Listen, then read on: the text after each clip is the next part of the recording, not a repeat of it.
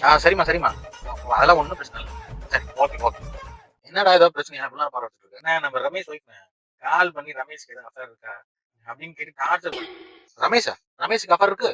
அவன் சும்மாண்ணே. அப்படிலாம் ஒண்ணும் கிடையாது. அப்புறம் ஏன் அவன் ஒய்ஃப்க்கு டவுட் வருது? அதானே எனக்கு தெரியல.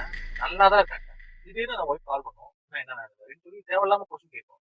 அப்புறம் ஸ்மூத்தா போகும் உங்களுக்கு. அப்புறம் கொஞ்ச நேரம் கழிச்சு கால் இது என்னன்னே புரியல எனக்கு. ஒரு நேச்சுரலா மேபி அந்த பொண்ணுக்கு ஓசிடி இருக்கலாம். இதெல்லாம் எப்படிண்ணா? ஆமாண்டா. நான் கேள்விப்பட்டேன்.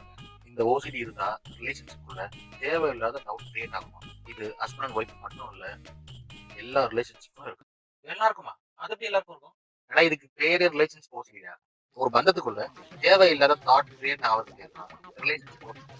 அப்பா மகனுக்கும், அம்மா பொண்ணுக்கும், சிஸ்டர் பிரதர், பிரதர் சிஸ்டர் அப்படின்னு சொல்லி எல்லா ரிலேஷன்ஷிப்லயும் இருக்கிற ஒரு விஷயம். எக்ஸாம்பிள், நான் ஒரு வேளை சரியா இல்லையோ, இல்ல ஏதோ தப்பா இருக்கு, சம்திங் ராங், என்னை ஏமாத்துறாங்களோ, நான் ஏதோ தப்பு அப்படின்னு சொல்லி ஒரு கன்ஃபியூஷன் ஸ்டேஜ்ல இருப்பாங்க. அந்த ஒரு கன்ஃபியூஷன் ஒரு கொஸ்டின் கிரியேட் பண்ணுவாங்க. ஆனா இது எதுவுமே உண்மை இல்ல. அவங்களோட இமேஜினேஷன். ஆனா நிறைய பேர் உங்களை ஏமாத்துறாங்கல்ல. கரெக்ட்.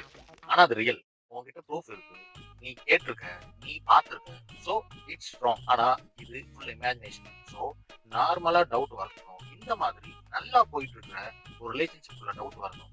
இந்த மாதிரியான ஒரு இமேஜினேஷன் டவுட் கிரியேட் ஆச்சு அப்படின்னா ரிலேஷன்ஷிப்ல ரொம்ப கஷ்டமா இருக்கும். தேவையில்லாத பெயின் வரும். ஸோ உண்மையா இல்லாத வரைக்கும் ஒரி பண்றது கரெக்ட் கிடையாது. பரவாயில்ல. எனக்கு தான் ஒண்ணுமே தெரியல. இதெல்லாம் எப்படி தெரிஞ்சுக்கிட்டீங்க?